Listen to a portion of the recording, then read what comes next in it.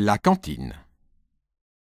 À l'école, il y a une cantine, et il y en a qui mangent dedans. Et on les appelle des demi-pensionnaires. Moi et les autres copains, on rentre manger à la maison. Le seul qui reste à l'école, c'est Eudes, parce qu'il habite assez loin.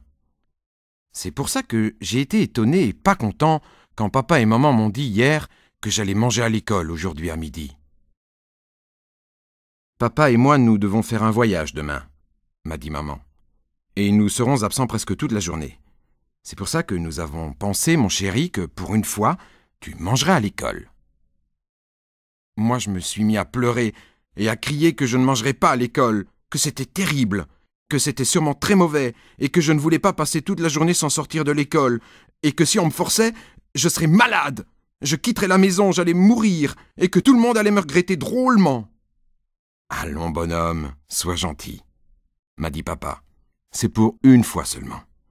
Et puis, il faut bien que tu manges quelque part, et nous ne pouvons pas t'emmener avec nous. D'ailleurs, ce sera sûrement très bon ce qu'ils te donneront à manger. » Moi, j'ai pleuré plus fort. J'ai dit qu'on m'avait dit qu'il y avait des tas de gras avec la viande à l'école, et qu'on battait ceux qui ne mangeaient pas leur gras, et que j'aimais mieux ne pas manger du tout que de rester à l'école. Papa s'est gratté la tête, et il a regardé maman. « Qu'est-ce qu'on fait ?» Il a demandé.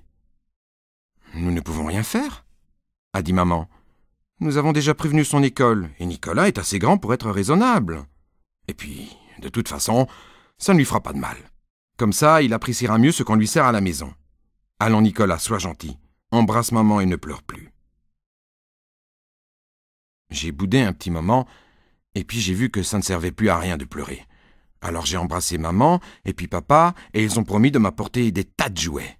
Ils étaient très contents tous les deux. Quand je suis arrivé à l'école ce matin, j'avais une grosse boule dans la gorge et une drôle d'envie de pleurer. Je reste à la cantine à midi. J'ai expliqué aux copains qui me demandaient ce que j'avais. « Chouette !» a dit Eudes. « On va s'arranger pour être à la même table. » Alors, je me suis mis à pleurer. Et Alceste m'a donné un petit bout de son croissant. Et là, ça m'a tellement étonné que je me suis arrêté de pleurer parce que c'est la première fois que je vois Alceste donner un petit bout de quelque chose qui se mange à quelqu'un. Et puis après, tout le matin, je n'ai plus pensé à pleurer parce qu'on a bien rigolé. C'est à midi, quand j'ai vu les copains partir pour rentrer chez eux déjeuner, que j'ai eu de nouveau une grosse boule dans la gorge. Je suis allé m'appuyer contre le mur et je n'ai pas voulu jouer aux billes avec Eudes. Et puis la cloche a sonné et nous sommes allés nous mettre en rang. Et c'est drôle les rangs pour aller manger. Ce n'est pas comme d'habitude parce que toutes les classes sont mélangées et on se trouve avec des types qu'on ne connaît presque pas. Heureusement, Eudes était avec moi. Et puis un type devant s'est retourné et m'a dit « Saucisson puré, rôti et flan fait passer. »« Chouette !» a crié Eudes quand je lui ai fait passer. « Il y a du flan, il est terrible !»« Un peu de silence dans les rangs !» a crié le bouillon, qui est notre surveillant. Et puis il s'est approché de nous, il m'a vu et il a dit « Ah, mais c'est vrai, Nicolas est parmi nous aujourd'hui !» Et le bouillon m'a passé la main sur les cheveux et il a fait un gros sourire avant de partir séparer deux moyens qui se poussaient. Il y a des fois où il est très chouette, le bouillon. Et puis la file a avancé et nous sommes entrés dans la cantine. C'est assez grand, avec des tables avec 8 chaises autour. « Viens vite !» m'a dit Eudes. J'ai suivi Eudes, mais à sa table, toutes les places étaient prises. Moi j'étais bien embêté, parce que je ne voulais pas aller à une table où je ne connaissais personne. Alors Eudes a levé le doigt et il a appelé le bouillon. « Monsieur ! Monsieur, est-ce que Nicolas peut s'asseoir à côté de moi, monsieur ?»« Bien sûr !»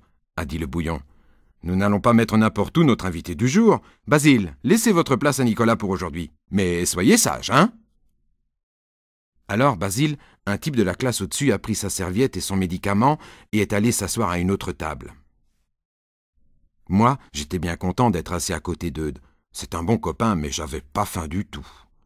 Et quand les deux dames qui travaillent à la cuisine sont passées avec des paniers pleins de pain, j'en ai pris un morceau, mais c'est parce que j'avais peur qu'on me punisse si je n'en prenais pas. Et puis on a apporté du saucisson, de celui que j'aime. « Vous pouvez parler ?» a dit le bouillon, « mais sans faire de bruit. » Alors tout le monde s'est mis à crier en même temps. Et le type qui était assis en face de nous a fait rigoler, parce qu'il s'est mis à loucher et faire semblant de ne pas trouver sa bouche pour mettre le saucisson dedans. Et puis on a apporté du rôti avec de la purée. Et heureusement qu'ils ont passé le pain de nouveau, parce que pour essuyer la sauce, c'est chouette. « Qui veut encore de la purée ?» a demandé la dame. « Moi !» on a tous crié. « Un peu de calme !» a dit le bouillon. « Sinon, je vous interdis de parler, compris ?» Mais tout le monde a continué à parler, parce que le bouillon est beaucoup plus chouette à table qu'en récré.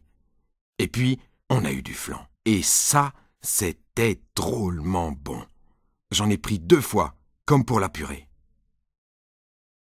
Après déjeuner, nous sommes sortis dans la cour, et Eudes et moi, nous avons joué aux billes. J'en avais déjà gagné 3 quand les copains sont revenus de chez eux, et j'étais un peu embêté de les voir parce que quand ils arrivent, c'est que c'est l'heure de rentrer en classe. Quand je suis revenu à la maison, maman et papa étaient déjà là. J'étais drôlement content de les voir, et nous nous sommes embrassés des tas de fois. « Alors, mon chéri ?» m'a demandé maman. « Ça ne s'est pas trop mal passé, ce déjeuner ? Qu'est-ce qu'ils t'ont donné à manger ?»« Du saucisson !» j'ai répondu. « Du rôti avec de la purée ?»« Avec de la purée ?» a dit maman. « Mon pauvre poussin, toi qui as horreur de ça et qui ne veux jamais en manger à la maison. »« Mais celle-là était très chouette !» j'ai expliqué. Et il y avait de la sauce, et il y avait un type qui nous a fait rigoler, et j'en ai repris 2 fois. Maman m'a regardé, et elle a dit qu'elle allait défaire sa valise et préparer le dîner. À table, maman m'a eu l'air très fatiguée par son voyage, et puis elle a apporté un gros gâteau au chocolat. « Regarde Nicolas » m'a dit maman. « Regarde le beau dessert que nous avons acheté pour toi. »« Chic !» j'ai crié. « Tu sais, à midi, c'était chouette aussi. On a eu un flan terrible. J'en ai pris 2 fois, comme pour la purée. » Alors maman a dit qu'elle avait eu une journée très dure, que tout le monde était énervé, qu'elle allait laisser la vaisselle pour demain et qu'elle montait se coucher tout de suite. « Elle est malade, maman ?» j'ai demandé, drôlement inquiet à papa. Papa a rigolé, il m'a donné une petite claque sur la joue et il m'a dit « Ce n'est pas grave, bonhomme. Je crois que c'est quelque chose que tu as mangé à midi qui ne passe pas. »